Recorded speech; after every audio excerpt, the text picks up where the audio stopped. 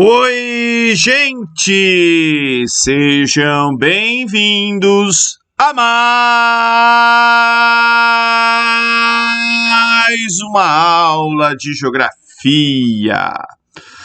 E continuando a falar sobre transportes, agora a gente vai falar sobre transportes e desenvolvimento, né? Como os diferentes sistemas de transporte impactaram no desenvolvimento aí de países, de civilizações, né, de espalhar coisas aí ou modelos de organização, de sociedade pelo mundo. Vamos lá. Então, só relembrando aí da nossa aula anterior, né, o transporte é algo que existe desde o início da humanidade. Transporte está ligado, né, às atividades primordiais aí para o ser humano conseguir alimento, né, coleta, caça, pastoreio, agricultura. Está ligado às grandes construções, à guerra e ao desenvolvimento industrial. Transporte muda a história, transporte revoluciona, porque alguns modelos de transporte, né, se tornaram aí de grande impacto, de grande destaque. Transporte pode trazer desenvolvimento ou decadência para uma determinada sociedade. Transporte é algo estratégico, né? E transporte ele pode ser racionalizado, pensado, otimizado, maximizado e redirecionado. Existe uma ciência dos transportes que é a logística. Vamos lá. E aí eu também falei para vocês, né, que para os sistemas de transporte se desenvolverem, né, a roda foi uma invenção fundamental, né, porque além de ser o material rodante, né, a roda vem junto com engrenagens, polias, né, e tudo isso foi importante para a gente poder fazer motores. Bem, e aí, né, também já falei para vocês de que não é possível, né, desenvolver uma sociedade somente com agricultura, né? A gente precisa de outras coisas para desenvolver sociedade e sistemas de transporte foram algo extremamente importante. Então vamos começar aí pelas civilizações da antiguidade, né? Por exemplo, os egípcios. Né?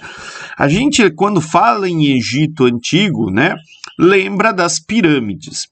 As pirâmides do Egito, elas foram feitas com rocha calcária. Né? A maioria das pirâmides se localiza aqui, ó, nesse pedacinho onde está o início aqui do delta do Rio Nilo, né, que é onde está o Cairo, e pelo menos aquelas conhecidas, né, grandonas e tal, as grandes pirâmides do Egito, melhor dizendo. E elas foram feitas com rocha calcária que veio de lugares bem distantes, né? E aí para isso chegar, né, envolvia aí o transporte pelo Rio Nilo, né? Mas não é só isso, né? O império, sei lá, não sei se era império o nome adequado, né? Mas a civilização egípcia lá dos faraós, né, estabelecia o seu controle ao longo de todo o Rio Nilo. Então, ter uma marinha, né, era algo bastante importante para poder produzir, levar coisas de um lugar para o outro, aqui usando, né, o Rio Nilo como base para navegação. Interessante, eu não coloquei aqui, né, mas os egípcios, eu não lembro agora se foi assírios, qual foi outro povo que invadiu o Egito, né, me veio isso agora na cabeça. Né, mas eles foram invadidos por um grupo ali que usava cavalos, né, que usava bigas, carroças. Isso também teve um impacto na guerra ali, né, nas civilizações mais antigas. Mas de qualquer forma, eu deixei aqui para vocês um monte de coisa sobre a ciência do Antigo Egito e eu queria que vocês reparassem, né, como o transporte aqui ele era importante. Inclusive para aquilo que eu vou falar depois, né? Todo mundo já ouviu falar de Império Romano, política do pão e circo, né? Só era possível ter pão e circo no Império Romano, lá na cidade de Roma, porque o trigo vinha do Egito, então ele era transportado ali pelo Mediterrâneo. No Império Mediterrâneo, o transporte também adquiria, né, algo bastante importante, tanto que o legionário, o soldado romano, quando ele não estava, né, escravizando, torturando, invadindo, guerreando algum lugar, ele estava fazendo estrada. E se vocês olharem aqui do lado esquerdo, né, o mapa de estradas europeias, né, da época ali do Império Romano, né? E essas estradas são hoje, né, a base para o sistema moderno de rodovias da Europa. Inclusive, né, muitas das cidades europeias têm ligação ali entre vilas, né, usam caminhos que foram criados pelos romanos, né. Deixei aqui mais reportagens sobre o assunto. Aqui é uma curiosidade, né, como que os romanos faziam estrada, né, então usava aqui um sistema de cascalhos diferentes, né, com granulometrias diferentes para poder assentar aqui as pedras das estradas. É algo bem parecido com a maneira que a gente faz rodovia hoje em dia. Quem já viu uma rodovia sendo feita, né, a gente também usa um sistema bem parecido com isso, só usa asfalto ao invés de pedras aqui em cima, tá? Aqui é uma figura que ela exagera um pouquinho, né, mas para mostrar, né, a importância dos romanos, né, para o sistema de vias europeias, né, aquela frase de todos os caminhos levam a Roma, né, como se fosse uma grande bacia hidrográfica, né, na verdade são redes de estrada, né, obviamente elas não são mais largas, né, mas aqui é só para evidenciar que todas as estradas europeias de alguma forma, né, podem chegar até Roma. Aqui também é uma outra curiosidade, é algo bem recente, criaram uma espécie de oásis do Império Romano, né? Se vocês entrarem aí nesse site, né, ele marca a distância entre lugares, entre províncias do Império Romano, né, quanto tempo levava para uma coisa sair de um lugar, chegar até o outro, né? Aqui tem também um infográfico com distâncias, né, onde está mais perto é com a cor marrom, né, e aí ele vai levando, ó, dias. Não, aqui é custo de transporte por quilo, né, a partir de Roma. Ou para Roma, melhor dizendo. Bem, avançamos um pouquinho na história, chegamos às cruzadas, né? As cruzadas também foram um evento de transporte, né? Transportar gente para ir lá conquistar a Terra Santa, né? Então aqui, ó, várias cruzadas, né? O mapa do caminho de várias cruzadas, seja por terra, seja por mar, seja por terra e pelo mar, né? Mas as cruzadas foram também um evento de transportes, né? Abastecer essas pessoas, garantir comida, garantir alimentos, roupas, armas, né, para que eles conseguissem chegar até lá da Terra Santa e poder lutar, né, por aquilo que eles acreditavam. Grandes navegações, né? Grandes navegações têm transporte no nome, né? E a gente aprende que Portugal e Espanha, né, conseguiram reunir pessoas e navios, né, de melhor capacidade de carga, de melhor tecnologia de construção naval para poder empreender aí grandes navegações nos oceanos, né? Isso deu para esses países até uma arrogância, né? Dividiram o mundo como se fosse deles, né? Na época dos tratados lá Tratado de Tordesilhas, e tem um outro tratado que eu esqueci o nome que dividia o mundo, né? Estabelecia um antimeridiano aí ao Tratado de Tordesilhas. Mas, de qualquer maneira, né, as grandes navegações aumentaram, né, o mundo conhecido e foram um evento aí extremamente importante, né, que permitiu aí a colonização da América, da África, da Oceania e de outras regiões. Avançando um pouquinho no tempo, quando os Estados Unidos, né, já eram um país e foram adquirindo, controlando, guerreando, ocupando territórios a oeste, né, os transportes também foram fundamentais para isso, né, seja transporte terrestre, né, como aparece aqui, ó, daquelas caravanas de peregrinos, das diligências, das ferrovias, ou transporte de barcos ali pelo Mississippi, né, mas de qualquer maneira, a conquista do oeste foi, né, um evento de transporte se tornaram algo bastante importante. Isso aqui é um quadro clássico, né, eu falo dele numa aula sobre doutrinas lá dos Estados Unidos, né, dentre elas a doutrina do Destino Manifesto, né, que mostra essa moça aqui indo para o oeste, né, na medida que ela avança para o oeste, né, avança também, ó, os meios de transporte, de comunicação, né, comunicação não deixa de ser um meio de transporte de informação, e na medida que a civilização com seus meios modernos aí vai se avançando para o oeste, né, a vida selvagem, os nativos, né, vão sendo mandados embora, né, tem um simbolismo aqui que é muito, muito, muito grande, além das montanhas aqui, ó, do oeste dos Estados Unidos. Bem, nesse tempo todo, né, eu tinha falado das grandes navegações, pulei para os Estados Unidos, agora eu vou voltar, né, para o tema aí de grandes navegações. Portugal e Espanha tiveram por um tempo ali o controle dos mares, né, mas logo, né, esse controle foi ameaçado por piratas, corsários, né, ingleses, franceses, holandeses. A Holanda se tornou muito boa também na construção naval, mas, né, a grande potência marítima ali dos séculos 17, 18, 19, né, foi o Reino Unido, a Inglaterra dentro do Reino Unido, né, que formou aí o chamado Império Britânico, né, tinha até um dizer que o sol nunca se punha no Império Britânico, né, porque eles tinham, né, possessões em diferentes, né, faixas de longitude no planeta. E a Marinha Britânica, né, por muito tempo foi a grande marinha, né, dos planetas. Isso dá para entender até a necessidade disso, um país que é insular, né, precisa de abastecimento, precisa de coisas que vêm de fora. E, portanto, né, ter uma marinha de guerra era algo muito, muito, muito importante. Vocês estão vendo aí o mapa com bases navais inglesas em 1914, né, até a Primeira Guerra Mundial aí, o Reino Unido, né, formava um grande sistema aí de bases navais, né, de controle dos mares do planeta.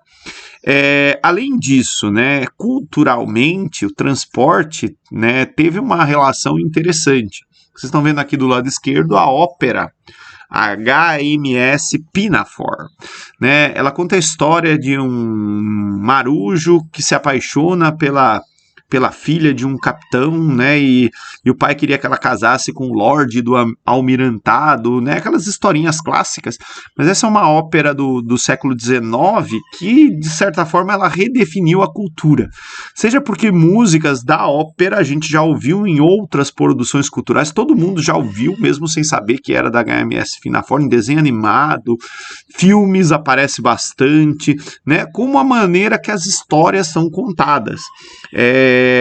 Eu deixei aqui também, né, um textinho da Wikipédia mesmo sobre a ópera em inglês, porque tem mais coisa do que a versão em português, mas de alguma forma, né, o fato do Reino Unido ter a grande marinha do planeta ali no século XIX, talvez, né, deu sentido para que alguém lá, né, os Gilbert e Sullivan, que são os autores, conseguissem construir essa obra cultural que tem um Mega Master Blaster impacto na maneira como a gente conta a história, como os filmes foram contados, livros, enfim, né, são contados desde então. Voltando ali para os Estados Unidos, né, um outro evento importante que tem a ver com os Estados Unidos, né, e com a importância dos transportes foi a construção do Canal do Panamá. Né, lá por, acho que 1910, 1912, né, governava os Estados Unidos esse tiozinho aqui chamado Theodore Roosevelt, né, e aqui numa charge da época ele está cavando o Canal do Panamá, né. Lembre-se que os Estados Unidos interviu militarmente na Colômbia, promoveu a independência do Panamá e a construção do canal. Antes, né, a viagem aqui tinha que cruzar todo o Oceano Atlântico, né? Então, cruzar todo o Oceano Atlântico, toda a América do Sul, melhor dizendo. Né? Tinha que ir até aqui o sul do Oceano Atlântico, né, para cruzar o continente, e fazendo o Canal do Panamá, a viagem ficou mais curta, né, gasta menos combustível, o produto chega mais rápido. E um dos países que mais usa o Canal do Panamá é o próprio Estados Unidos para mandar cargas, né, entre a sua costa leste e oeste, tá? Então foi algo extremamente importante, né? Não só para os Estados Unidos, mas para o mundo, né? Hoje o Canal do Panamá é uma via de transporte extremamente relevante. No século XX tem um outro evento que é importante, que a gente também consegue identificar nele a importância dos transportes, que foi a Blitzkrieg, né, aquela guerra rápida alemã. A ideia dos alemães era usando, né, tanques de guerra, máquinas, né, a tal da cavalaria motorizada, conquistar o mais rapidamente os lugares e estabelecer, né, as bases ali para se fazer acordos de paz e beleza, né, a guerra ser rápida. Não foi bem isso que aconteceu, mas de fato o avanço alemão ali na Segunda Guerra Mundial foi muito rápido em função aí, né, do uso de meios de transporte diferentes. Eu não coloquei aqui, mas, por exemplo, o dia D, que é o contra-ataque aliado, né, contra a Alemanha, foi uma operação de logística gigantesca, né? Coordenar a força aérea, coordenar paraquedistas, coordenar desembarque de soldados, né, na costa ali da Normandia, também foi um evento de logística gigantesco. Né? E tem uma outra curiosidade aí da Segunda Guerra Mundial. Havia aqui na fronteira da França com a Alemanha a chamada linha Maginot, era uma linha de fortalezas, né? Que os franceses achavam que isso ia impedir os alemães de invadirem o território. E aí o que fizeram os alemães? Invadiram a Bélgica e entraram na Alemanha, né? Então, né, não adiantou nada ter feito fortaleza aqui. Bem, terminou a Segunda Guerra Mundial, a Rússia, né, país aí de grande extensão territorial, percebeu, né, que durante a Guerra Fria, para garantir o seu território, a União Soviética, melhor dizendo, naquela época, precisava, né, ter poder ali de interferência terrestre gigantesco. Então, até hoje, né, a Rússia e a ex-União Soviética na época eram os países que mais tinha, né, tanques de guerra, blindados, né? Porque isso acabava sendo importante para um país, né, que precisava avançar por terra, né? A Rússia ela nunca teve uma grande marinha de guerra, né? Até porque o Oceano Glacial Ártico aqui, né, congela parte do ano, então acaba não facilitando muito a navegação. O negócio deles foi investir, né, na terra. E aí, quem investia no mar, né, depois da decadência do Império Britânico, né, foram os Estados Unidos. Os Estados Unidos, no século XX, e em parte, aí, pelo menos até agora, no século XXI, se tornou, né, um país com uma grande marinha de guerra.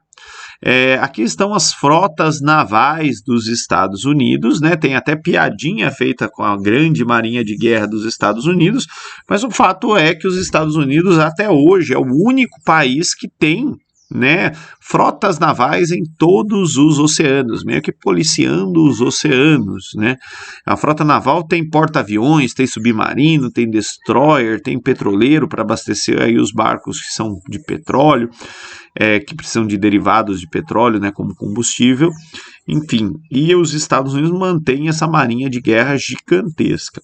Notem que no mapa não fala da primeira frota, tá? Ela foi desmobilizada, ela está ali, né, os barquinhos estão sendo desmontados aos poucos, lá nos Estados Unidos viraram sucata. Mas 6 frotas navais é algo bem significativo ainda. E aí, a gente tem que falar de China. Até agora, né, eu fui tentando fazer uma linha do tempo, né, mas aqui eu vou voltar para a antiguidade e depois a gente vai para o presente. Aqui vocês estão vendo, né, o mapa da Rota da Seda antiga. Percebam que ela tem caminhos por terra e por mar, ligando, né, a China e produtos chineses que eram levados até a Europa, até a África. Isso também levou à peste, né? Para a Europa, principalmente ali, acho que no século XIV, século XV. Mas, de qualquer maneira, a Rota da Seda era algo muito importante, né, que a peste acabou quebrando, né, interrompendo aí o comércio pela Rota da Seda. E aí hoje, né, na medida que a China vai se consolidando novamente com uma grande potência, com uma grande civilização, produzindo coisas para o mundo todo, existe um projeto do governo chinês chamado de Nova Rota da Seda, onde a China vai investir em projetos, né, de construção de rodovias, ferrovias, portos, aeroportos em diferentes países, né, da Ásia, da Europa, da África, para que os produtos chineses, né, cheguem com uma facilidade maior nesses países, nesses territórios, né? Para a China, perceberam, né, que para continuar os seus crescimento, né, tem que diminuir os custos de logística ou controlar esses custos de logística. Bem, a China, né, um país em crescimento, tem investido em transporte, né? Hoje a China é o país que tem um modelo de transporte de massa, né, que em maior quantidade, que são os trens de alta velocidade. Isso aqui é um mapa de trens de alta velocidade no território chinês, né? Então, assim, é um sistema caro, né? Só que os chineses já viraram líderes nesse setor. Tá? Então, trens de alta velocidade é a nova revolução do transporte dentro do território chinês. Aqui também, né, sobre a China, aqui é o porto, né, de Xangai. É o maior porto do mundo hoje em movimentação de carga, né? Então, daqui do Porto de Xangai sai a maioria dos produtos chineses com destino à exportação. Aqui é o rio Yangtze, né? Tá perto da foz dele, que é onde fica a cidade de Xangai, né? Então, o porto se localiza aqui na foz do Yangtze. Tudo isso aqui, ó, cada pontinho minúsculo aqui são containers à espera de exportação. E aqui são barcos, né? No rio Yangtze. Gente, e aí, para encerrar, né, existe uma próxima fronteira aí no que diz respeito a transportes. Essa próxima fronteira pode representar o que foi a descoberta, né, da América para as grandes navegações, que é o espaço, né? Vários países têm as suas agências espaciais, estão, né, desenvolvendo tecnologia, seja para colocar satélites em órbita, colocar foguetes em órbita e até mesmo ocupar, né, satélites como a Lua ou outros planetas como Marte, né? Então a gente tem aqui, ó, várias agências espaciais, a nossa, a brasileira, a Agência Espacial Europeia, a Agência Espacial do Emirados Árabes, que lançou até missão para Marte, Agência Espacial, essa daqui eu não sei, acho que é ucraniana, né, que teve uma época que o Brasil fez parceria com a Agência Espacial da Ucrânia, né, a NASA, Agência Espacial Russa, Agência Espacial Japonesa, Agência Espacial Chinesa, Agência Espacial Coreana e Agência Espacial... essa também não lembro agora do país. Mas enfim, tem agência espacial para todo quanto é lado, e tem até empresas privadas, né, no âmbito ali dos Estados Unidos, a SpaceX e a Blue Origin, né? Uma é do cara lá da Tesla e a outra é do cara da Amazon, né? Que estão investindo, estão colocando dinheiro aí na exploração do espaço. E aqui, ó, só uma curiosidade, né, dos valores que podem estar movimentados, né, podem ser movimentados com essa exploração. Então, a nova fronteira aí para o transporte, né, é o transporte espacial. Gente, era isso que eu tinha para falar para vocês. Sei que a aula acabou ficando bem longa, mas muito obrigado a todos. Tchau, tchau!